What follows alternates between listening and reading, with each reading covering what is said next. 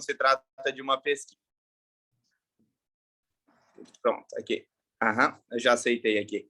Eu sei que quando se trata de algo que provavelmente não é muito, né, do teu dia a dia, eu acredito, né, acaba gerando algumas dúvidas e podendo ouvir isso aí mais vezes é válido.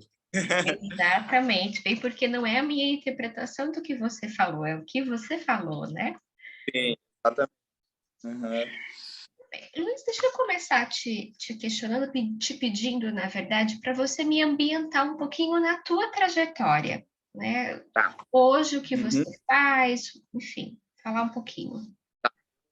Eu sou capelão desde 2008, a minha formação foi nos Estados Unidos, né? Eu sou formado pela Christian International Chaplain Humanity Service Organization, é uma organização americana. Hoje a gente está documentado em Haia, na Suíça, né?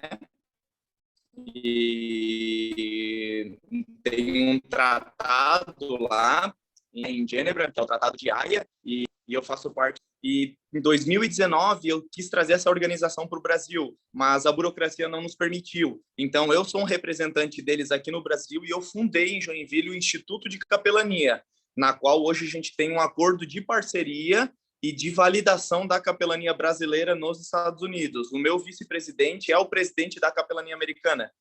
Entendi. Então, tem esse tratado para validar a minha capelania aqui e para validar a nossa capelania do Brasil lá.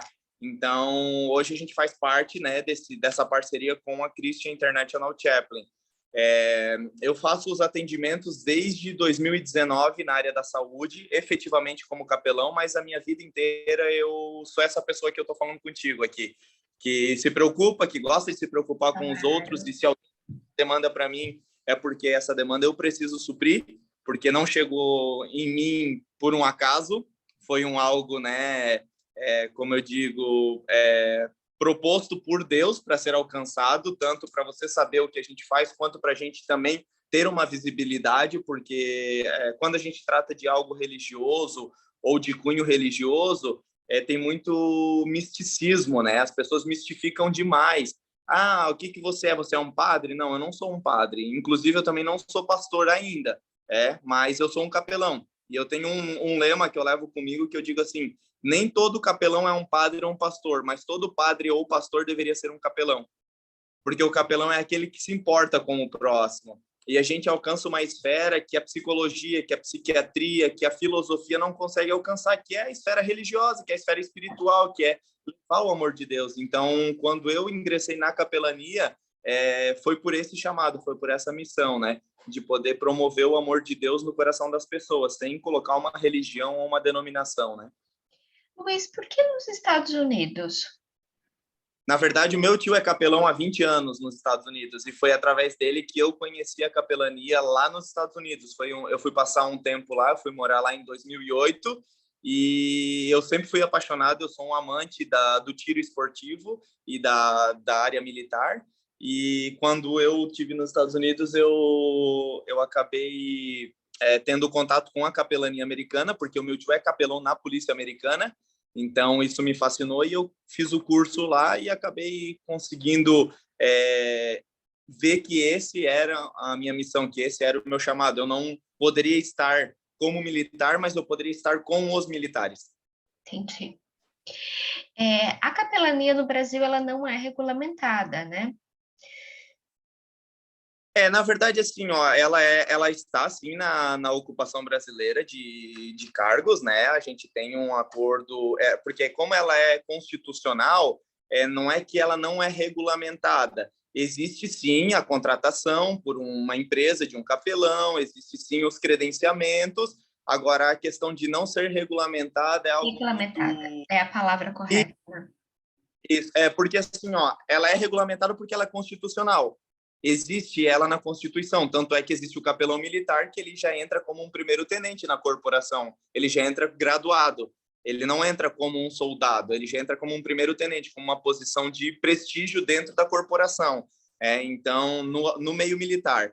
Nos hospitais, existe também essa capelania, e inclusive em Joinville existe 2 hospitais particulares, que é o Dona Helena e a Unimed, que eles têm um capelão contratado que atua com os profissionais, não, minto, não atua com os profissionais, atua só com os pacientes.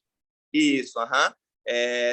Eles não têm um contrato para atuar com os profissionais. Inclusive, é por isso que o nosso projeto anda tão bem em Joinville, porque a nossa visão, além do paciente, também é o profissional da saúde, né? Claro. Mas pelo que eu entendo, eu posso estar equivocada, existe a regulamentação da profissão, e aí é aquela questão que a gente está falando de trabalho, profissão, que é questionável. Entretanto, não existe uma regulamentação da formação. Pode ser, porque assim, ó, tem faculdades que têm o curso de capelania. Então, eu não sei até que ponto eles conseguem regulamentar essa área de atuação de ensino, né? Porém, o nosso instituto, ele é um instituto validado por Joinville, nós somos utilidade pública dentro da cidade e nós fornecemos esse curso para as pessoas. O curso ele tem a duração de 3 meses, né? E quando a pessoa termina esse curso, ele está apto a atuar no projeto. E nesse projeto nós temos um acordo de cooperação com a prefeitura, na qual nós fazemos parte da prefeitura no cargo de funcionário, mas não remunerados. Nós somos como se fôssemos integrantes da prefeitura, mas exercendo o voluntariado, né? Entendi. Então, você não é contratado pelo hospital? Não, pelo hospital não. Eu tenho um acordo de cooperação, eu tenho um termo de voluntariado, né? Não recebo, nenhum capelão nosso recebe remuneração por isso, é um chamado, é uma missão, e a gente faz isso com excelência, porque a gente entende que quando a gente dá algo sem receber nada em troca, é porque a gente faz por amor e não por estar visando o que a gente vai receber. Claro. E, então, não tem nenhuma remuneração nessa área, não. Tanto é que eu estou aqui em Guaratuba, num cliente, eu sou representante comercial. Então, Você precisa de algo para sobreviver, né, Luiz? Não adianta dizer que eu vivo pela fé com o esforço do meu trabalho. Eu sei que Deus vai me prover os clientes para que eu possa ter a minha remuneração. Agora, eu não vou ficar em casa esperando, entendeu? Algo que venha, mas a minha profissão, e todos os capelães, eu tenho um capelão advogado, eu tenho capelão designer, eu tenho capelão arquiteto, eu tenho capelão policial, que trabalha, não exerce a capelania dentro da polícia, mas exerce com os companheiros dele fora, ou com a sociedade em si. Eu tenho de diversas áreas, todos eles têm uma área de atuação no trabalho, onde eles têm a sua remuneração. E na capelania nós somos voluntários. Todos. Qual é a carga horária que você dedica para a capelania? Hoje eu dedico, na verdade, tempo integral, full time. Eu sou capelão full time. Eu não tenho uma medida. Então, só final de semana que eu evito de me envolver muito, porque eu tenho uma bebê de 1 ano e 9 meses, né? E tenho a minha esposa. Então, nesse tempo, eu sou capelão da minha família. Eu estou tempo integral com eles, mas durante a semana, se tu me liga e me pede uma ajuda, se você precisa que eu vá até você, eu vou, porque isso é uma missão minha, um chamado. E ninguém chega até mim por acaso, entendeu? Mas toda semana você acaba estando no hospital. Toda semana. Inclusive, ontem eu saí do hospital 10 horas da noite. Eu imagino. E se a tua formação, essa tua, como se fosse somente tua, né? Mas a formação que existe em Joinville tem uma carga horária. Qual é a carga horária? 80 horas aulas de conteúdo programático. Muito interessante. Uhum. Eu ia te chamar de Ricardo, que está escrito Ricardo. Pode, por favor. Ricardo, não, Ricardo. Deixa o Luiz para depois dos 50. Mas é Luiz Ricardo. Luiz Ricardo Caldeira. Né? Então, por favor, então vou te chamar de Ricardo, então. Claro, por favor. Ricardo, vamos às perguntinhas. Tá. Para você, o que é saúde e o que é doença? Eu vou te dar um termo que a gente utiliza muito na capelania, que a saúde não é a ausência da doença. Na verdade, a saúde é quando você tem os 4 pilares fundamentados na sua integridade humana, que é o biológico, o social, o psicológico e o espiritual. E isso é via Organização Mundial da Saúde, né? Então, o quesito saúde não é só a ausência da doença, né? Existe sim essa ligação dos pilares. Então, às vezes a pessoa ela tá bem psicologicamente, está bem fisicamente, está bem com o meio social, mas não tem uma fé fundamentada. E quando vem o dia mal, ali ela pode estar doente, porque ela não tem aonde se fortalecer. A mesma coisa uma pessoa que vai na igreja. Se ela chega um dia que ela tem um problema psicológico, porque na igreja tem muito esse tabu de que depressão é demônio, que isso é, sabe, tudo é espiritualizado. E não, depressão não é demônio, é hormônio. Existe uma falta de algo que leva a pessoa a ter aquela falta ali e ela entra numa não vontade de viver, uma não felicidade plena, né? Então, a gente vem desmistificando alguma coisa. Então, para mim, a questão de saúde é quando você tem esses 4 pilares fundamentados, sabe? Dentro da sua estrutura. E a doença é quando te falta algo que realmente você tem que correr atrás, que, né, está para fazer um tratamento ou tudo mais, né? Mas eu sempre gosto de trabalhar com a saúde, né? Eu sempre digo que eu prefiro trabalhar pelo ponto de vista positivo. O que você faz para você estar saudável? É isso. Agora, quando você está doente, daí a gente tem que ver o que precisa, né? Mas eu sempre gosto de trabalhar com a prevenção e não com a contenção, né? Acho Claro. mais valioso. E para você, o que que é religiosidade, espiritualidade e religião? Ó, a religião é o religare, é quando você utiliza dessa fonte que foi inspirada por Deus, que era a união entre os povos, né, para poder cultuar um Deus. Isso é religião, é o religare. A religiosidade é quando você está indo ali apenas por um rito, né? Quando você vai ali, entra vazio e sai vazio, porque você usou aquele tempo ali só para dizer, eu fui na igreja. Ou você defende uma bandeira religiosa e não defende verdadeiramente o que é o evangelho, que é pregar o amor de Deus e que ele morreu na cruz para salvar e perdoar os nossos pecados. Então, essa é a questão. E aí, espiritualidade é aquilo que tu tem dentro de ti, porque nós não somos um corpo que tem uma alma e um espírito, nós somos um espírito que tem uma alma e habita dentro de um corpo, porque o que é passageiro é o corpo, ele fica aqui na Terra, a gente sabe que tem um tempo pré-determinado, e agora o espírito não, o espírito ele é eterno, né? Então por isso que a gente sempre tem que cuidar com o eterno, por isso que eu enfatizo muito a espiritualidade e Deus, porque se tá ruim aqui, imagina se a gente partir sem ele. Eu não vou querer isso para a eternidade, eu vou querer que cesse o meu tempo enquanto eu tô aqui na Terra, né? Mas o que tá por vir para mim, que é a eternidade, é algo que eu tenho que cultivar e cativar todos os dias. E isso para mim é espiritualidade.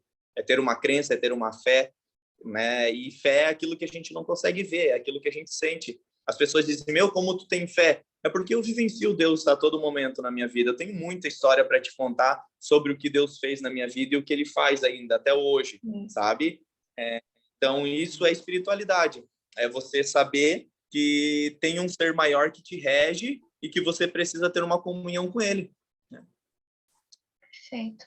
Em que momento você é convocado? Quando na assistência religiosa, espiritual, em que momento você é chamado para o hospital? Nos piores. Os piores. Eu sou chamado quando a psicologia já não consegue mais alcançar, eu sou chamado quando a medicina já não consegue mais avançar, né? O corpo, certo? E a gente precisa também, e o paciente também precisa do espiritual. Então, eu sou chamado naquele último grau, naquela última instância, quando é um paciente paliativado, né? Agora, às vezes, chega um paciente ali que ele só está aflito por estar ali. E ele conversa com o psicólogo e às vezes os psicólogos me ligam: Ricardo, tu pode vir aqui conversar? A gente percebeu que ele tem uma fé bem forte, mas ele está um pouco abalado. Seria interessante você vir aqui conversar com ele, orar por ele, e a gente vai. Mas normalmente é no dia mal. Normalmente é no dia mal. Sabe aquele fundo do poço? Que a pessoa já não tem, o médico já falou e não consegue, o psicólogo já não consegue mais alcançar, a pessoa só acha que vai morrer e que ela precisa ser salva, e que ela precisa de uma extrema-unção, e que ela... É nesse momento, é um momento de maior aflição, porque é o espírito clamando por aquele, sabe, aquela paz, aquele regozijo de novo, né? É quando ele não tem mais, quando o ser humano não tem mais domínio, eles me chamam. É mais ou menos assim, digamos. Sim. E você, claro, como você, né, falou, é full time. Mas, geralmente, você é muito chamado Olha, na prioritariamente? Covid, a gente teve bastante contato, foi feito conosco, né? Então a gente estava, bem dizer, o tempo inteiro ali. A Covid foi um momento muito triste para o pessoal, né? E ainda está sendo porque eles não conseguiam se despedir dos seus entes. Então, a gente entrava nas UTIs Covid, a gente orava pelos pacientes, a gente saía da UTI Covid, orava pelos familiares, conversava com eles, né? Então, foi um chamado bem constante. E até porque não era mais permitido visita religiosa, porque normalmente quem faz a visita religiosa são pessoas de mais idade. Sim. Eu digo que eu sou um ponto fora da curva, porque quando eles me olham, ficam olhando e dizem assim: ah, doutor. Eu falei: não, eu não sou doutor, eu sou o capelão, porque eu não uso gola clerical, eu não uso Claro. estola sacerdotal. Eu sou isso aqui, ó. Eu uso camiseta, eu uso calça rasgada, eu sou diferenciado, eu sou o capelão do século XXI. Tá, mas. E daí, depois de toda a conversa, de toda a oração, aí o familiar vem falar comigo, tipo, meu, Ricardo, eu queria te pedir perdão porque, tipo, eu julguei a tua veste quando tu veio falar com a gente, Claro. sabe? E aí é mais um pontinho para a gente conversar e mais um pontinho para a gente mostrar que religião e religiosidade são coisas que andam juntas, mas que a espiritualidade ela vem para entrar no meio e afastar essas duas coisas do ser humano, entendeu? Você necessita de uma religião, você não necessita ser religioso, mas é fundamental a espiritualidade na sua vida, porque, né, é algo que faz parte do ser humano, né? Não tem como a gente deixar de lado. Claro. E falando sobre religião mesmo, sobre as crenças, como Uhum. você compreende e você lida com as diferentes crenças, tanto dos pacientes quanto dos familiares? É assim, ó, sabe, ele, para mim, Ali, é diferente essa questão, porque eu nunca tive. Eu cresci num lar evangélico da Assembleia de Deus. Com 18 anos, eu fui para uma comunidade cristã, que é a Resgate, a Bola de Neve. Depois, eu fui para uma outra comunidade cristã, que era a Resgate. Lá, me batizei nas águas, que é o batismo do arrependimento, né? E faz 14 anos que eu frequento a Igreja do Evangelho Quadrangular. Ou seja, eu não tenho muito esse link com religiosidade, porque eu saí de uma igreja que era totalmente tradicional, fui para uma denominação que era eles falavam que era uma igreja rachada, porque era um pastor que tinha saído dele já tem 14 anos, né, que foi desde que eu saí, e ela é super forte na nossa cidade. Então eu nunca me habituei muito com a religiosidade, sabe? Eu sempre tive fora. Então, assim, para mim, eu conversar com um banda, conversar com um espírita, conversar com um maçom, conversar com um ateu, para mim é super natural, porque eu não vou impor a eles uma denominação, eu não vou impor a eles um rito, entendeu? Eu vou falar o Ricardo entende como um ser humano que necessita de Deus. E cabe a você, por isso que eu digo, é voluntário, cabe a você Claro. querer absorver você ou não, entendeu?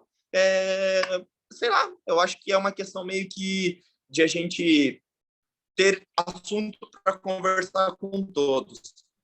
E se Deus ele é algo que é universal, que ele está em todas as religiões que cultuam a ele, uns vão falar que, né, Deus não permite isso, outros vão falar que Deus não permite aquilo, mas a essência de Deus, que é a criação, que é ser o criador, é a mesma em todas. Então, para mim, é indiferente. Eu, tranquilamente... Agora, claro, né, eu não sou uma pessoa que fico contente quando me chamam para me afrontar, para querer saber e instigar eu a entrar num debate religioso. Como eu falei, eu não sou um defensor de religião. Eu sou uma pessoa que tem uma missão de falar com outras pessoas sobre o amor de Deus e não, sabe, de ser questionado. Você acha que é certo isso? Você acha que não tenho o que é certo? Eu tenho o que é certo para mim. Eu sei qual o caminho que eu devo trilhar. Então, né, se você quer compreender também, faça um teste, né? Eu acho que são experiências que a gente tem com Deus, né? E a gente vai amadurecendo no longo da nossa caminhada.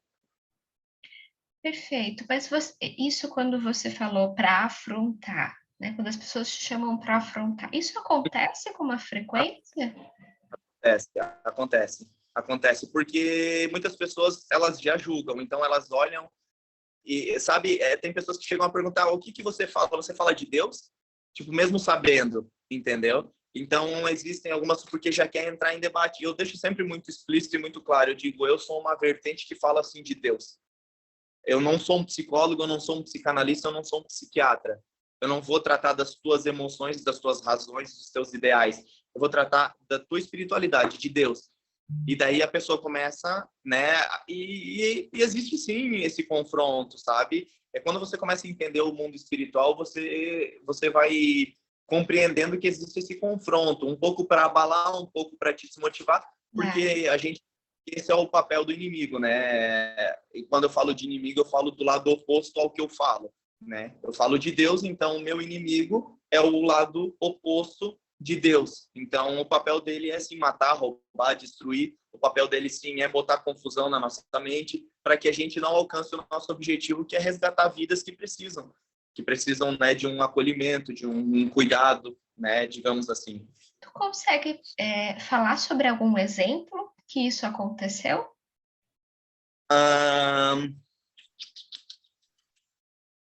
Deixa eu ver. Eu tive uma pessoa, ela frequenta uma religião afro, não vou saber te dizer qual é, porque ela só falou que era de uma religião afro, não sei se era Umbanda ou Candomblé ou que banda, eu não sei qual era, mas ela não veio me afrontar. Na verdade, ela me afrontou com um olhar, ela meio que desdenhou a minha presença num ambiente, e quando eu falava sobre o que eu fazia, ela meio que revirava os olhos, assim, tipo, fazia, tipo, sabe, ai, que coisa ridícula, ou algo assim, sabe? E depois eu tive curiosidade e fui conversar com essa pessoa e perguntar o porquê que ela tinha agido daquela forma, porque eu estava ficando desconfortável com a situação. Que na verdade eu fui convidado para um algo, para estar com pessoas e expressar o que era o meu trabalho propriamente dito. Porque você E essa pessoa estava num quarto, suponho, com mais pessoas, e ela estava junto. numa sala de reunião, Ah, ok. uma sala de reunião. E daí, naquela sala tinha psicólogos, tinha médicos, e essa pessoa era uma enfermeira, sabe? E Era com então, por isso que eu te falo profissionais, então. isso, naquele momento, profissionais, eram com profissionais, não era... Porque assim, ó, dificilmente um paciente ou a familiar de um paciente vai falar alguma coisa, tá? Isso é 99,9% dos atendimentos, eles tipo, estão receptivos a isso porque eles pediram, eles solicitaram. Eu não entro num quarto falando quem aqui tá mal e quer uma oração. Eu não faço isso. Eu só vou quando eu sou convocado. Então, nessa questão aconteceu essa afronta, né? E depois eu fui entender. E daí a pessoa veio com toda a história de vida dela, né? Que ela era de um lar que era cristão, mas aquela questão de tipo, não faz isso que é pecado, não faz isso que é pecado, e não faz isso que é pecado, sabe? E ela foi indo, e ela falou, não, hoje eu sou de uma religião afro para afrontar os meus pais. Foi o que ela falou, tipo, Claro. isso estava nela, é por isso que quando eles me questionaram de que denominação eu era, e eu falei que eu era evangélico, e eu era da quadrangular, ela, certo, veio lá atrás, lá do passado, ele vai estar aqui, ele vai julgar, ele vai dizer que a gente é pecador, ele vai falar que a gente tem pecado, que tudo é pecado.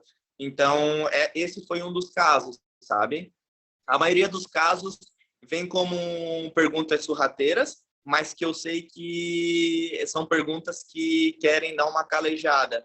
E eu sempre peço para Deus assim que todas as pessoas que falem comigo sejam pessoas que estejam com o coração aberto, porque não é o Ricardo que fala. Eu sou muito pequeno perto de Deus, do que Deus pode fazer. Por mais que eu sou filho dele, mas eu sou muito limitado, sabe? Então eu sempre peço que seja a voz de Deus, a boca de Deus falando por mim, sabe? E por isso a gente tem conseguido alcançar vidas. Por isso a gente tem sido solicitado, sabe? Porque são pessoas, como eu falei, que chegam a nós porque precisam. É simples assim, porque precisam. E a gente está, né, no caminho, na direção certa, e a gente consegue alcançar essas pessoas, né, através desse projeto da capelania, através, né, digamos assim, dessa formação de capelão, né? Perfeito. Você estava falando que era uma enfermeira e Uhum. isso aconteceu com um grupo, né? Era um grupo de Então, profissionais. Como você compreende a questão da equipe? É claro que a capelania deveria, e a gente sabe que nem isso sempre isso acontece, fazer parte constituinte da equipe. Mas os sim. demais membros, como acolhem, como recebem a capelania e assistência espiritual e religiosa? Ah, tem um núcleo bem específico que acredita que a gente é uma força contrária ao que eles pregam, que é o núcleo da psicologia. Então, sempre os primeiros impasses é com a equipe multi, que é a equipe da psicologia. Eles, não sei se não acreditam, nunca me falaram isso. A gente sabe que alguns, sim, têm um viés ateu, que acredita, né, mais na questão da ciência e tudo mais. Então, essa é uma equipe que acaba gerando um pouco de, digamos assim, desconforto nessa questão. Porque, como eu falei, como nós não somos um contrato, como nós não somos parte daquilo, a gente não consegue ter uma conexão porque a gente não trabalha juntos, entendeu? Nós somos solicitados. Ou seja, eles entendem que nós somos algo dispensável ali, porque até, né, não somos contratos, não fazemos parte do núcleo, entendeu? E a psicologia, por mais que tenha alguns psicólogos que nos acolhem, que nos chamam, que potencializam o nosso serviço, né? Que foi o caso de como você chegou até mim, foi por uma pessoa que tem o contato com a gente, entendeu? Mas assim, a gente tem essa questão, né? Numa equipe multi, como você perguntou de profissionais, né? Os médicos acham super necessário, os enfermeiros acham super necessário, porque é uma demanda menor para eles, porque a gente acaba conseguindo, naquele momento, trazer uma calma para o paciente, que está numa angústia que às vezes nega até um tratamento. A gente consegue absorver essa questão, mas hoje o principal impasse que a gente tem para que seja ainda mais efetiva a capelania é sim a psicologia.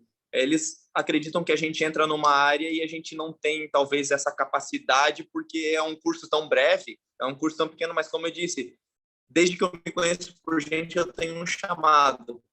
Então, eu tenho 33 anos de profissão, porque eu tenho 33 anos em cima dessa terra e eu vou te contar o porquê disso. Quando eu tinha 8 meses, eu entrei morto dentro do Hospital São José. Eu tive nada por um refluxo. Eu tive um refluxo e eu tive um engasgamento e eu tive uma parada cardiorrespiratória. E eu 8 entrei meses. morto com 8 meses de idade. E a minha avó dobrou. Meu pai é servidor da saúde. E o meu pai estava no hospital. E quando eu cheguei lá, minha avó era uma pessoa, e é uma pessoa de muita oração, e ela dobrou o joelho do lado da maca e ela falou assim: Deus, eu sei que tu tem um propósito na vida dele, e eu sei que tu vai concluir esse propósito na vida dele. E ela orou por mim e eu vomitei, regurgitei. E eu já estava há muito tempo apagado. E eu sou essa pessoa aqui, ó, natural, normal, sem nenhuma dificuldade de nada, nada. E eu entendi, e toda a vida eu escutei isso. Só que eu nunca tinha entendido o quão forte isso era. E ano passado, se eu me emocionar, é normal, tá? Fica à Ano vontade. passado, ano passado aconteceu isso com a minha filha. A minha filha, ela teve uma convulsão febril e ela tinha 8 meses. Foi exatamente a mesma idade que eu tinha. E eu sempre falei sobre esse testemunho, mas eu nunca tinha sentido o que os meus pais tinham. E com 8 meses eu ergui a minha filha para o céu e eu falei: Deus, devolve a vida dela. Por quê? Por que comigo? Eu não entendia. E ele falou assim para mim: eu estou cuidando de tudo. Eu só preciso que tu entenda o que é esse sentimento. Eu falava com muitas pessoas sobre perda, mas eu nunca tinha perdido nada. E naquele momento, por 5 minutos, eu estava quase perdendo a minha filha. Então eu sei qual é a dor. Eu consigo me simpatizar com essa dor. E o primeiro atendimento da capelania no Hospital São José foi para uma mãe, uma servidora que perdeu um filho por um disparo de arma de fogo acidental. Esse foi o primeiro atendimento que eu fiz dentro do Hospital São José para uma servidora. E quando eu tirei a máscara, ela falou para mim assim: nossa, eu tô impressionada. E ela começou a chorar. E eu não entendi o porquê que ela estava impressionada. E ela falou assim: tu tem o mesmo sorriso que o meu filho tinha. E eu consigo ver o meu filho no teu rosto. E eu entendia que aquele era um propósito de eu estar ali. E eu sabia qual era a dor que ela estava sentindo, porque eu tinha sentido aquela dor há uns meses atrás, entendeu? Então, foi tudo muito se completando para mim entender. Então, por isso que eu digo, a gente não passa nada em vão. A gente passa por um propósito de Deus quando a gente está no direcionamento de Deus. Quando a gente passa e não está no direcionamento de Deus, a gente não vai entender o que Ele quer com aquela situação. Então, é esse o link que eu faço, sabe?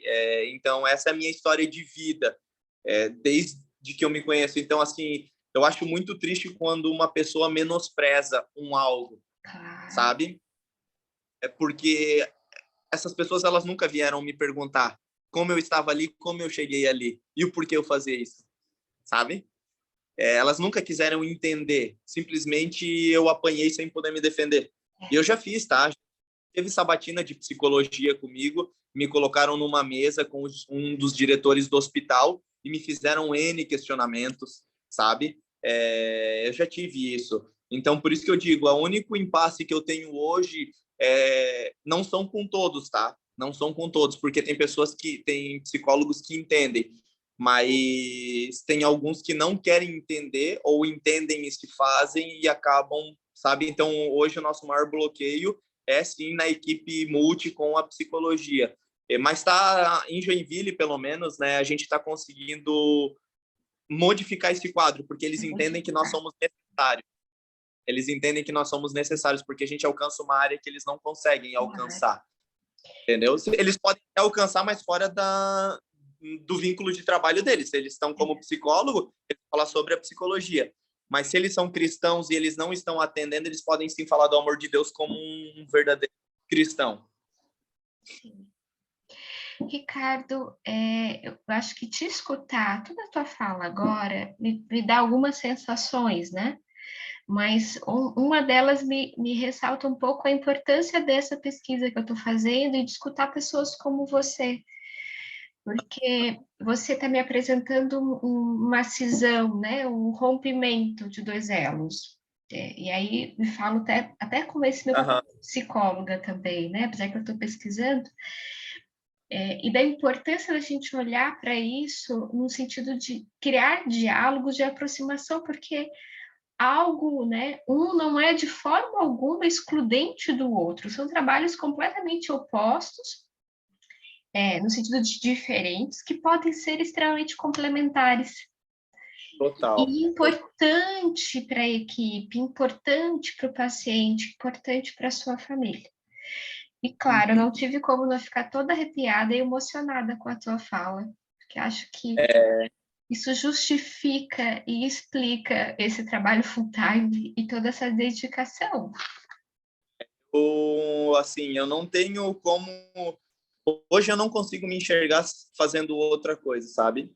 E eu sempre pedi para Deus, quando eu saí dos Estados Unidos em 2008, eu falei para Deus assim, Deus, eu tô voltando para o Brasil, mas eu quero salvar vidas. Mas o que eu achei? Que eu ia fazer um concurso da polícia, que eu ia ser um socorrista do SAMU, que eu ia ser um bombeiro. Aí Deus falou assim para mim, tá bom, é um desejo teu, tu vai, mas não do jeito que tu quer, do jeito que eu quero. Exato. E hoje eu salvo vidas através do amor dele, entendeu? Eu tenho vários projetos. Eu tenho um projeto de pôr uma equipe de psicologia para atuar dentro do SAMU. Sim. Porque os enfermeiros estão atendendo o surto e eles não estão treinados para essa tomada de decisão. Eles fazem a contenção, eles agarram a pessoa, eles estabilizam a pessoa, dão uma medicação para a pessoa ficar tranquila para ela chegar num hospital que tem um atendimento psicológico. E isso não é humano. Isso é necessário, mas não é humano. Naquele momento, eles não têm a questão do diálogo, eles não conseguem intervir no diálogo. Eu tenho isso. Então, assim, eu só não faço psicologia porque eu entendo que o meu chamado é nessa área e eu não quero conflitar o chamado. Mas sabe? Tipo, é algo que completa Uhum. muito, sabe? E até porque eu já tenho 3 formações, eu não consigo hoje absorver mais 5 anos de estudo para uma, E braço, sabe? né, Ricardo, para dar conta de tudo, mais que uma bebezinha. Sim, mas uma bebê que me faz dançar balé. Que gostosura. Ricardo, como é que você percebe o efeito da doença sobre a religiosidade e espiritualidade? Ah, pode-se sim ser uma boa justificativa e pode ser uma má justificativa. Agora eu vou te falar o porquê disso.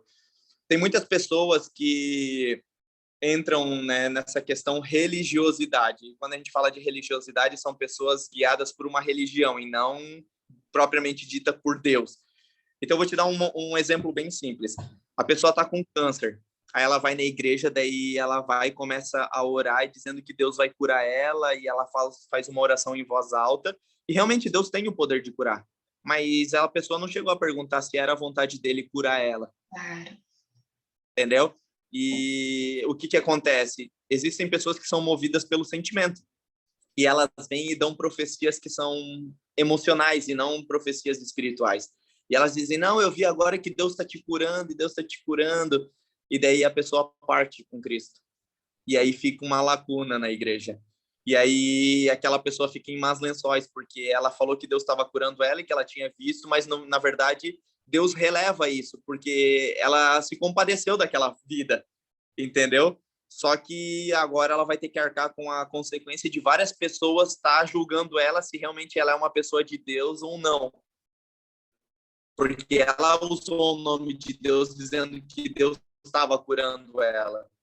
Então eu sempre digo assim nas minhas orações, eu sempre digo que seja feita a vontade de Deus, porque a vontade de Deus é boa, perfeita e agradável. Quando a minha vontade, como eu sou um ser limitado, a minha vontade pode ser que seja boa só para mim.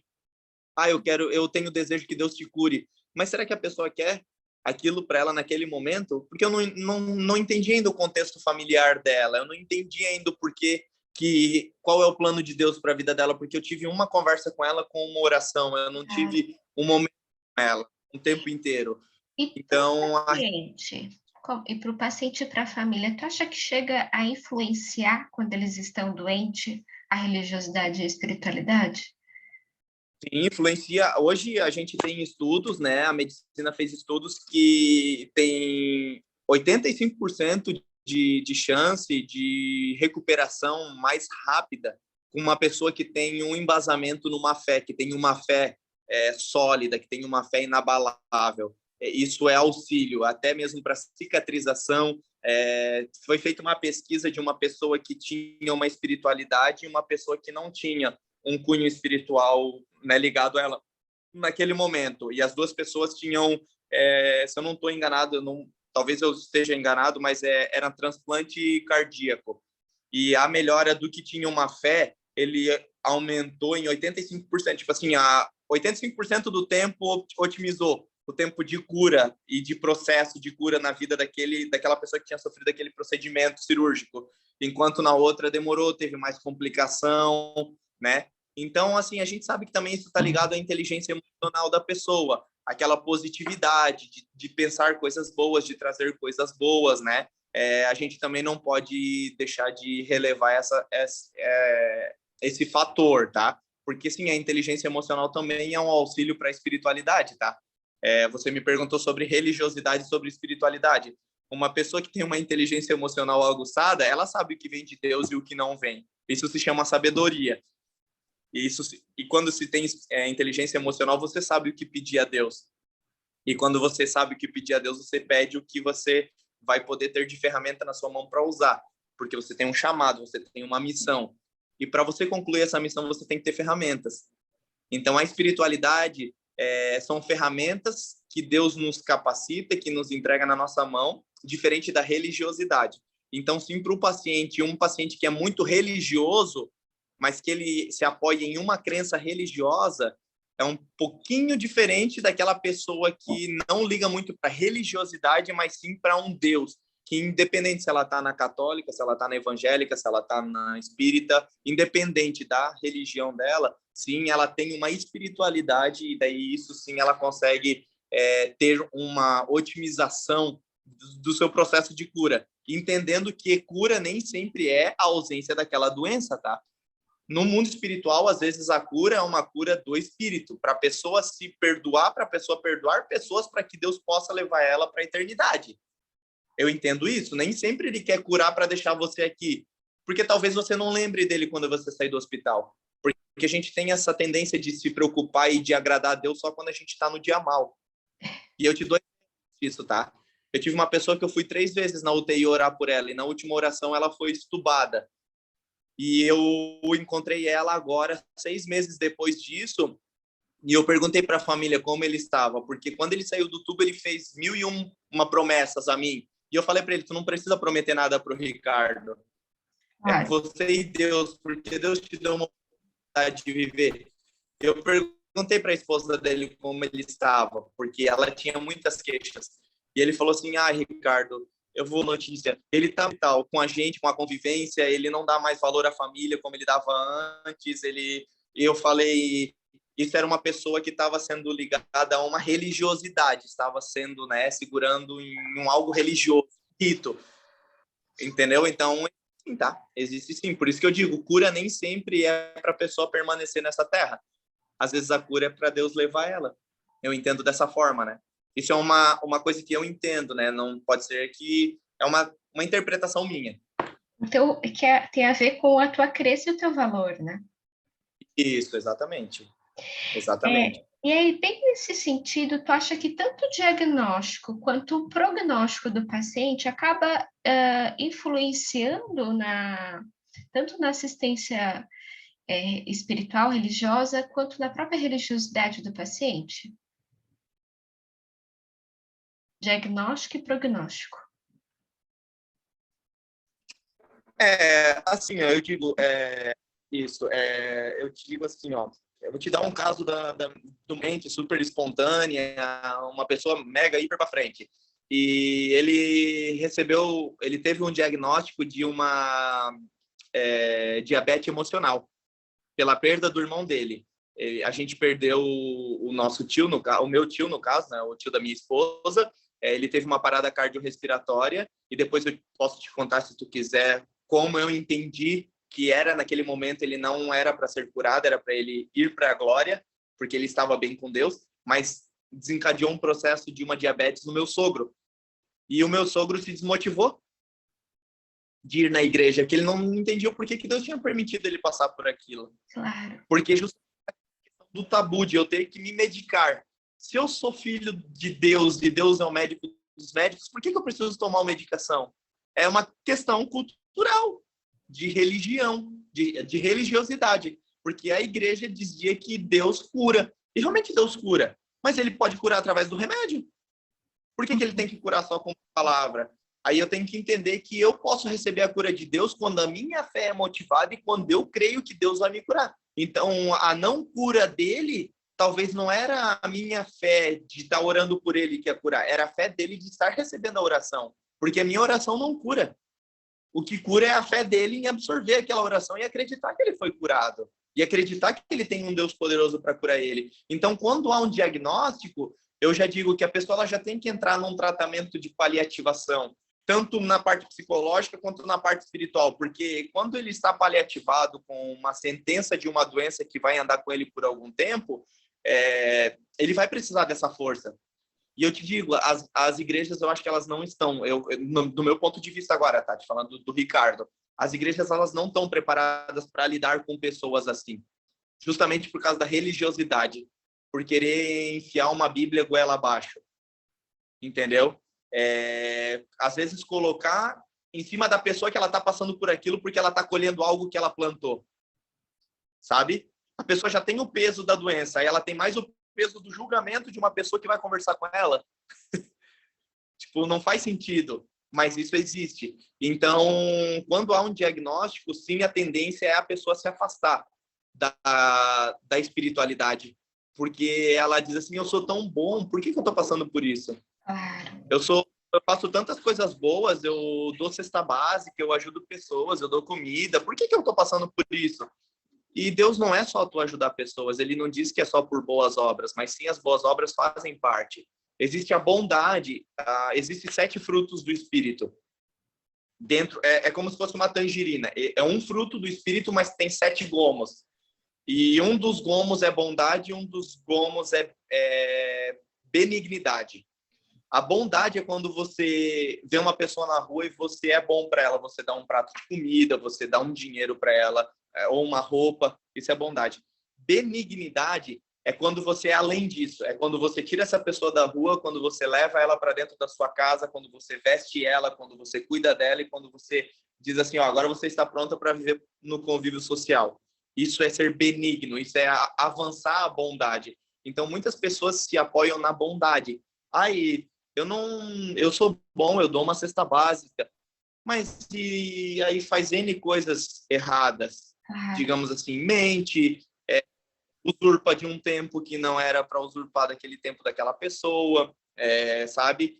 Tem uma placa na empresa lá, não use celular no horário de trabalho. A pessoa vai para o banheiro com o celular e diz que foi no banheiro, mas usou. Isso aí é um roubo, tá roubando um tempo do patrão. Então, existem algumas formas que as pessoas acabam fazendo coisas boas com o intuito de se limpar dessas coisas ruins que elas cometem. E isso não é espiritualidade, isso é religiosidade. Então, por isso que eu digo, quando a pessoa recebe um diagnóstico, normalmente ela se afasta, porque a primeira coisa que vem na mente é assim, por que eu estou passando por isso? Se eu sou uma boa pessoa, eu sou um bom marido, eu sou um bom pai, tá, tudo bem, você é uma boa pessoa para a sua família, mas como está a sua comunhão com Deus? O que será que Deus quer te dar através dessa doença? O que será que Ele quer para você, sabe? E o prognóstico, que é o pós ali, também é um fator de risco para a espiritualidade, porque pode ser que a pessoa entenda que ela tinha um chamado e que Deus resgatou, assim como eu, ou pode ser que ela diga, ela esqueça, porque a gente se acomoda com coisas boas, a gente não consegue se acomodar com coisas ruins. A gente não se acomoda com coisas ruins, mas com coisa boa é fácil a gente se acomodar. Com certeza. Quais são as tuas principais atribuições como assistente espiritual religioso? Como assim? Não entendi a pergunta, desculpa. Quais são as tuas principais atribuições? O que você faz sendo assistente espiritual? Eu sou essa pessoa que está falando contigo. E a pessoa pode estar entubada ou não, eu sou essa mesma pessoa. Sempre com esse semblante sorrindo, sempre com essa aptidão ao acolhimento, porque eu entendo que se eu estou ali é por um propósito. E o primeiro propósito é acolher a pessoa. Entrar no mundo dela para tentar resgatar ela de algo que ela não está conseguindo sair ou entender, né?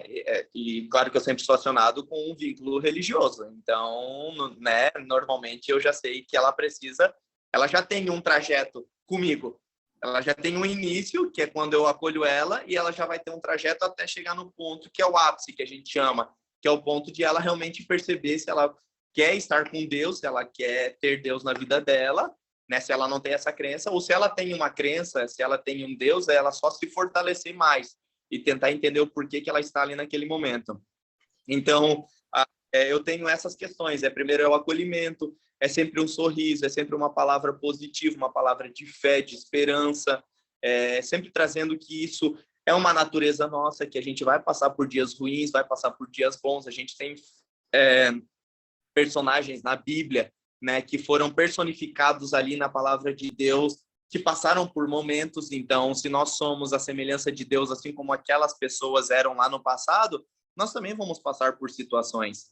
Se eles venceram, nós também vamos conseguir vencer, porque a gente vem de uma mesma era, de uma mesma geração, que é a criação. Então, é sempre essas atribuições que eu trago comigo. É sempre um sorriso, é sempre uma palavra de acolhimento, né? Quando eu sou chamado para falar. Às vezes eu sou chamado só para um desabafo. E tem exercícios que eu estou com a pessoa ali exercendo a capelania, que eu só escuto a pessoa falar e chorar. Eu atendi uma servidora que ela ficou 2 horas chorando. Ela só queria chorar. E ela me agradeceu porque foi a melhor conversa que ela teve. Porque ela não conversou comigo, ela conversou com o eu dela. Ela entendeu o que ela precisava. E é simples assim. Assim, cada caso é um caso. mas é sempre trazer essas atribuições, né, de um carinho, de um cuidado, de um abraço, de uma mão amiga, de sentar do lado, sabe? São coisas básicas que a gente não está mais acostumado a fazer. Claro. A dinâmica familiar, a família como um todo, você acredita que influencia tanto na religiosidade e espiritualidade do paciente, quanto na assistência espiritual? Sim, cada um é uma crença, cada um tem um valor, cada um tem uma crença.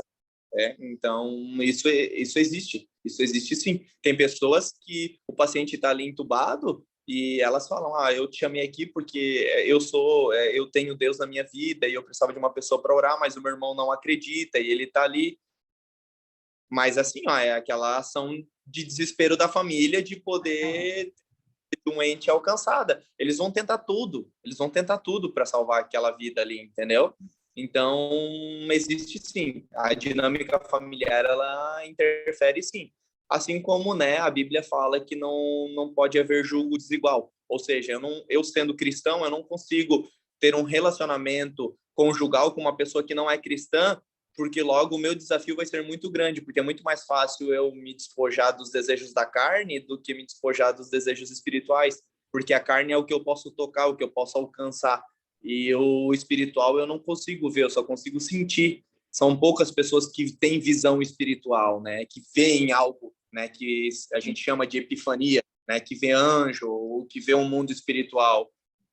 Eu sempre peço para Deus assim, que eu quero sentir, mas ver eu não quero. Porque quando a gente fala de mundo espiritual, a gente tem o positivo e o negativo.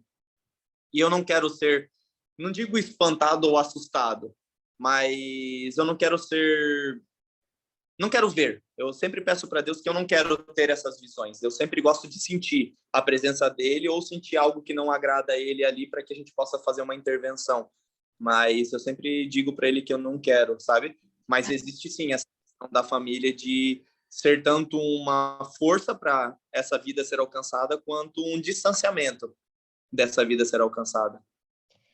A gente já falou da pandemia, tocando Uhum. especificamente na Covid-19, você acha que a Covid, a pandemia, influenciou na religiosidade e espiritualidade do paciente, da sua família e, consequentemente, na assistência espiritual? A gente teve mais assistência espiritual, né? Justamente por essa questão de o familiar não poder estar ali fazendo uma visita, de ele não poder estar ali fazendo uma oração pelo parente que está ali.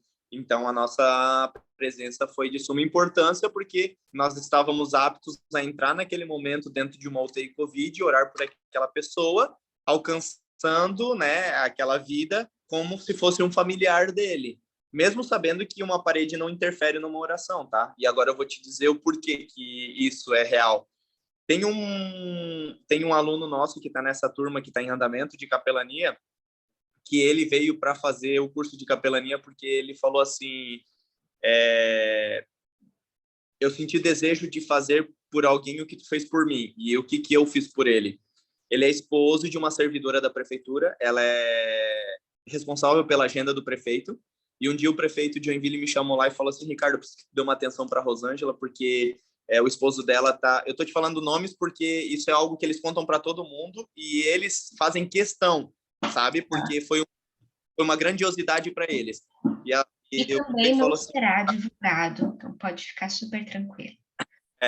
e aí ela falou assim, Ricardo, o Adilson tá internado e ele tá entubado. E eu tô com medo de perder ele. E eu conversei com ela, a gente estabilizou ela, né, através da fé, de ela ter confiança. E eu falei assim, se tu me permitir, eu vou, e tu quiser, eu vou lá no hospital orar por ele.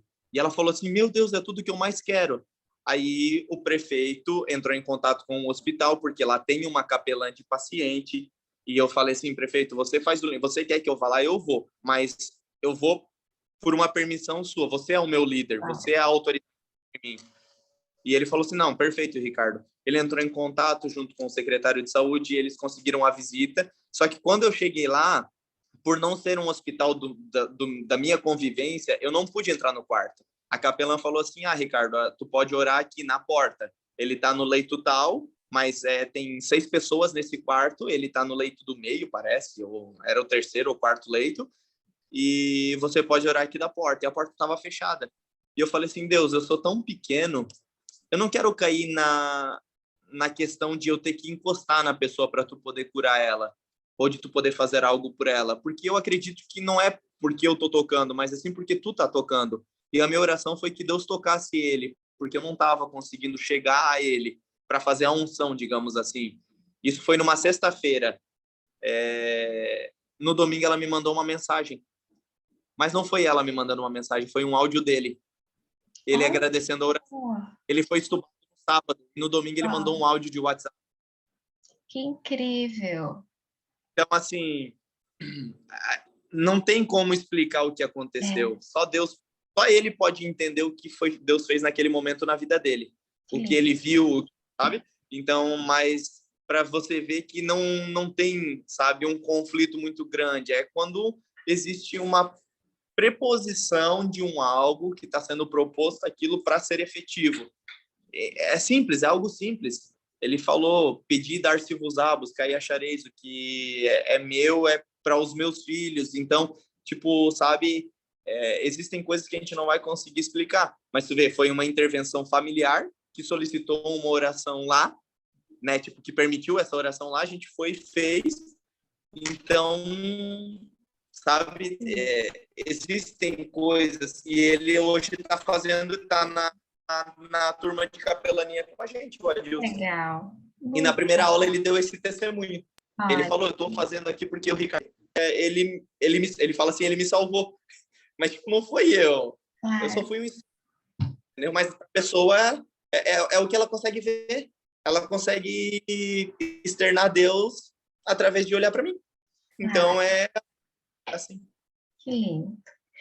Ricardo, o que você acredita que facilita a assistência religiosa espiritual? O que facilita? Que facilita. Isso. O primeiro facilitador dentro de uma unidade hospitalar é a psicologia. Isso facilita, porque eles são as pessoas que chegam. O médico ele tem muito disso, ele entende isso, mas antes de chegar no capelão, antes de chegar na visita religiosa, existe a equipe do meio, que é a equipe da psicologia. Eles podem sim facilitar mais a assistência religiosa, porque eles podem prescrever mais a visita religiosa. Isso facilitaria muito. Mas a gente tem um canal de comunicação do paciente, da família do paciente, com da internação. Então, eles ligam na ouvidoria e eles solicitam. Eu precisava de uma visita religiosa para o meu pai que está internado. Eu precisava de uma visita religiosa para o meu esposo, para minha esposa, para o meu filho, para minha filha, para quem seja que esteja internado. E aí a ouvidoria me liga e fala, Ricardo, tem uma visita religiosa, a família pediu uma extrema-unção, ou a família pediu uma unção de cura, ou a família pediu só uma conversa, sabe? Então, mas assim, o que hoje facilitaria dentro de uma unidade, falando de uma unidade hospitalar, é a psicologia poder prescrever mais essa questão religiosa, para ter mais esse vínculo, essa ligação. Né? Perfeito. E ao contrário, o que dificulta? Não tem dificuldade, porque na verdade a gente não enfrenta dificuldades, né? Como eu te falei, são alguns impasses que a gente poderia ser mais atuante, mas a gente não tem dificuldade, né? Existe sim uma dificuldade quando existe uma força contrária querendo denegrir uma coisa que está sendo feita e que está crescendo, né? Mas não tem dificuldade. Não, nós não temos dificuldade. A gente já teve para implantar. Para implantar, assim, como eu te falei, teve essa sabatina, a gente teve uma denúncia no Conselho de Psicologia, dizendo, e foi, né, houve uma queda dessa denúncia, porque, na verdade, não existe, a gente não está infringindo nenhuma lei, totalmente... A questão foi que eles falaram que o Estado é laico. Tá, mas a gente não impõe uma religião. E a gente também não vai falar com todo mundo. A gente só vai quando é solicitado. Claro. Então, está infringindo nenhuma lei que o conselho entendeu que seria algo que pudesse haver uma disputa com a psicologia. E não só eles falaram isso, como eles falaram que era essencial que eles entendessem esse serviço. Enfim, mas é verdade só, sabe? As pessoas não entendem e acham que a gente vai chegar lá, vai orar alto, que a gente vai jogar óleo ungido em todo o quarto, que Existia uma questão existiu algo assim. Chegou um dia um capelão mal instruído que chegou lá e começou a jogar óleo ungido em cima de uma máquina de radioterapia. Cara, a gente tá falando de uma máquina de R$ 1,5 milhão, só o componente externo dela. Tipo, é um absurdo. Sim. Mas aconteceu, entendeu? Então, essas coisas acabaram denegrindo um pouco. E existe o curso de um dia de capelania. Até tem pessoas que estão fazendo nesse curso que falaram, eu já sou capelão, eu fiz o curso. Mas agora, na última aula, falaram, nada a ver com o que eu fiz. Sabe o que eu aprendi? Eu aprendi como lavar a mão, como fazer uma visita religiosa. A capelania é muito além disso. Para você entrar na comunidade, você já sabe o que você tem que fazer para se proteger e para proteger quem você vai visitar. Então, o curso de capelania não tem que ensinar isso. Tem que ensinar como você fazer a abordagem, como você falar de Deus sem falar de religião. Simples. Claro. Quando a fé e as crenças, ou seja, do paciente ou da família, se esgota ou precisa ser modificada por alguma questão, como é que você lida com isso? Eu sempre trabalho o que acontece em mim. Como eu te falei, como eu te contei um testemunho da minha vida. Quando eu vejo que a pessoa está sem fé, eu conto o como eu cheguei ali para ela. E isso aumenta a fé. Por quê? Porque você está conseguindo enxergar em uma pessoa, sabe? Você está conseguindo materializar a fé. Essa é a realidade. Então, já peguei, sim, pessoas que desacreditavam e eu falei assim, me permite eu orar para que Deus devolva a você isso? Porque eu entendo que não foi Deus que se afastou de ti. Eu entendo que, por uma circunstância, você acabou não procurando mais. É assim como você está desmotivado na sua empresa, você vai procurar um outro emprego, um outro vínculo. É uma desmotivação sua. E a fé, ela nos motiva. E se você não tem fé, você está desmotivado. Então, eu perguntei para a pessoa e a pessoa falou, não, tá bom, ora. Tipo, ora, tá tudo bem. Eu não vai mudar nada. E mudou. E mudou. Porque quando a gente fala do amor de Deus, quando a gente fala da verdadeira comunhão com Deus, que não é uma comunhão com uma religião, e sim com algo que é muito maior que uma religião, a pessoa entende e ela traz aquilo para a vida dela, sabe? E ela consegue, ela ressignifica. Naquele momento, ela entende que ela não deve estar afastada de Deus. Porque se é ruim com ele, imagina sem ele, Claro. sabe? É aquela padana de caminhão. Se tá difícil com ele, imagina sem ele. Fica atrás dos caminhões, sabe? Mais ou menos isso. Ricardo, você já se deparou com dilemas éticos, sei que a palavra não é bem a correta, mas profissionais na assistência religiosa e espiritual? Já, sim. Tanto é que a capelania tinha sido meio que banalizada ou excluída da nossa cidade justamente por pessoas que se intitulavam capelães, que deram carteiradas em um hospital e que tiraram uma foto de um paciente e fizeram um pedido de doação para aquele paciente que estava passando necessidade. E o paciente era uma pessoa super bem abonada, ela estava no hospital particular, eles sabiam, eles tinham consciência disso, e era uma pessoa muito quista na cidade, muito querida, e eles acabaram retirando algum valor dessa barbárie. E a capelania, assim, ela foi limitada na nossa cidade. Por isso que eu digo que esses dois hospitais que tem capelão são capelão contratados por eles, porque a visita religiosa daí só por autorização escrita da família nessas duas unidades de Joinville. Mas existe sim, assim como existe charlatanismo dentro de uma igreja, vai existir, entendeu? Imagina, você está lidando com uma pessoa que está abalada emocionalmente, você está lidando com uma pessoa que está abalada espiritualmente. Gente, é um ambiente muito propício à enganação. Infelizmente. Mas não só para tirar, extorquir dinheiro, como para poder absorver até mesmo uma questão sentimental. Fazer uma de um abuso, de um, sei lá, de um assédio.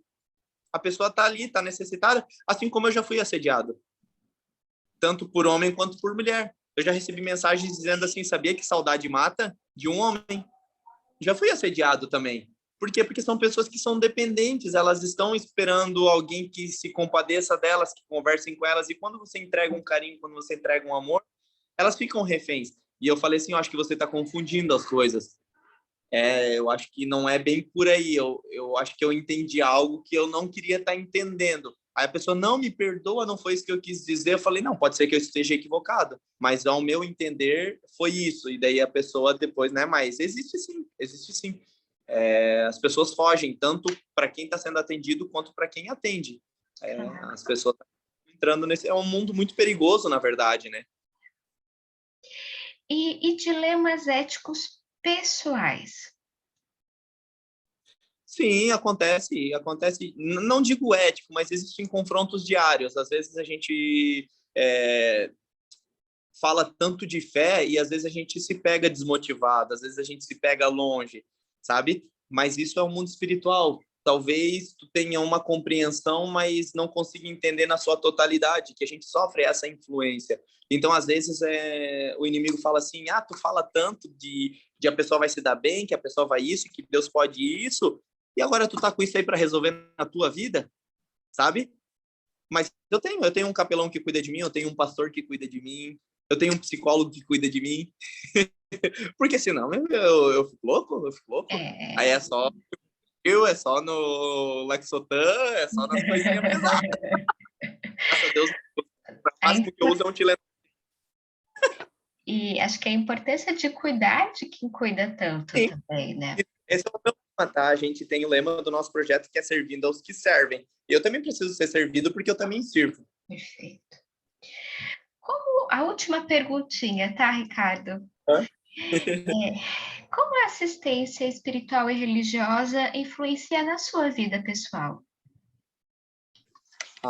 Como eu te falei, isso é uma história de vida que eu tenho, né? Então, seria desmerecer a minha história de vida falando que eu faço isso só por ser visto ou sabe, é um chamado, é uma missão. Eu não consigo te explicar o que é isso, eu só sinto. É difícil até tentar repassar isso para ti, sabe? Mas assim, uma coisa que eu sempre me apoiei foi que se a minha esposa me apoia, eu estou no caminho certo, porque o que existe na nossa questão, né, de religião, digamos assim, existe um pilar, um fundamento, que é o fundamento de você estar embasado no que é certo e no que é errado. Então, em primeiro lugar é Deus, acima de todas as coisas, depois a sua família, depois o seu trabalho e depois o seu ministério. Por quê? Porque sem Deus eu não consigo constituir uma família. A minha família depende também do meu trabalho e depende de uma ligação minha com Deus. E a minha igreja depende da minha presença ali para mim poder ofertar, para mim poder dizimar. E isso depende do meu trabalho e depende de eu estar bem com a minha família e depende de eu estar bem com Deus. Claro. Entendeu? Então, essa é a pirâmide. Não é de Maslow, mas é uma pirâmide, digamos assim, de ministério. Claro. Família, trabalho e igreja, né? Ministério. Ou seja, hoje, inclusive hoje nós estamos no dia 4. Hoje é o meu último dia na empresa, que eu sou representante. Eu me desliguei da empresa, hoje eu cumpro o 30º dia do aviso e a partir de segunda-feira eu sou um empresário. Eu abri uma empresa de capelania Olha para só. cuidar de empresas privadas, porque eu entendo que eu posso trabalhar com isso e estou me dedicando daí mais ainda a isso e Sim. alcançando vidas e trazer, né, essa questão financeira, de amparo financeiro para minha família. Então, foi algumas pessoas que vieram me falando isso, e eu tive ano passado nos Estados Unidos e eu tive contato com uma companhia americana, que é a Marketplace Chaplain's Care, e eu abri em Joinville a Workplace Chaplain's Care, que é capelania no local de trabalho. A pessoa não precisa sair para ir num consultório, para ir num atendimento. Eu vou estar na empresa atendendo aquelas pessoas. Olha, que interessante. Ricardo, eu só tenho que te agradecer muito. Toda a sua fala foi incrível, maravilhosa, contribuiu Eu não muito eu consegui alcançar o objetivo que tu estava esperando, né? com Mas talvez uma forma de expressar ou outra, né, possa surtir alguma dúvida ou surgir alguma dúvida, mas assim, eu tentei falar o que é a essência. Eu não sou muito de ficar rodeando, de achar termos, sabe, muito específicos, porque é o que eu vivo. Como Que é o que eu não interessa. Que é o que interessa é, na pesquisa, que é a experiência, né? eu estudei para isso, na verdade. Isso é um chamado. Eu só aperfeiçoei o meu chamado. Muitas pessoas estudam a capelania e elas não conseguem ser efetivas na capelania porque elas vão com a teoria. Eu só aperfeiçoei a minha prática com a teoria para ter ainda mais solidez e ainda mais, digamos assim, não digo responsabilidade, mas poder ser mais eu mesmo acreditar que eu consigo aquilo porque eu estudei, eu me aperfeiçoei, entendeu? Ah, Mas a minha nasce com a gente. É um chamado, é um chamado. Ricardo, obrigada, obrigada, obrigada. Realmente é encantador ver esse trabalho que você exerce com tanto carinho, com tanto amor, com tanta dedicação, assim como o teu comprometimento. Te desejo muita boa sorte nesse novo começo, dessa nova empresa, agora como empresário, né? Eu tenho certeza que vai poder contribuir muito com as pessoas e até receber esse retorno mais do que justo e merecido. Uhum. Eu que te agradeço pelo tempo de qualidade, tá? Como psicóloga, isso para mim foi um investimento de vida, esse tempo que eu tirei contigo, porque eu fiz uma consulta, porque no que eu falo coisas Claro. e eu consegui trazer. Então, né, quando a gente fala duas vezes, né? Porque fala para fora e o que retorna a gente consegue falar Uhum. conosco mesmo. Então, te agradecer por persistido nessa nossa conversa, porque eu sei que por mais que tu precisa, mas tipo, eu também vejo que tipo assim, não, eu posso estar atrapalhando, ou posso ter a desculpa como uma desculpa realmente, mas não, realmente estava bem complicado mesmo, porque como eu te falei, eu não Ah, tenho um horário que eu paro. Tem pessoas que, tipo, ó, eu estava aqui falando contigo, a notificação vem vindo ali, entendeu? Eu tenho umas 50 notificações ali, eu imagino. porque as pessoas, elas estão carentes disso, tá? Elas não estão conseguindo. Então, quando se vem para o horário de trabalho como algo que é benéfico para eles e que eles se sentem bem, eles agarram com as duas mãos, entendeu? Mas aí, para contribuir, e eu espero que, né, essa entrevista seja, né, um potencial no que tu vai precisar fazer com ela, Sem sombra de né, dúvidas. e que eu possa ter notícias e que eu possa ter mais contato contigo, que tu possa me procurar mais vezes para a gente conversar, para a gente trocar ideias e quem sabe um dia a gente se encontrar também, né? Adoraria, Ricardo. Assim como eu vou me comprometer com você que quando eu terminar essa pesquisa, que provavelmente vai ser finalzinho do ano, lá no comecinho do ano que vem, eu vou Uhum. enviá-la. Ótimo, Isso é importante ótimo, também. Mas que agora ótimo. isso vai se tornar um trabalho oficial. Que bom. Então, assim, né?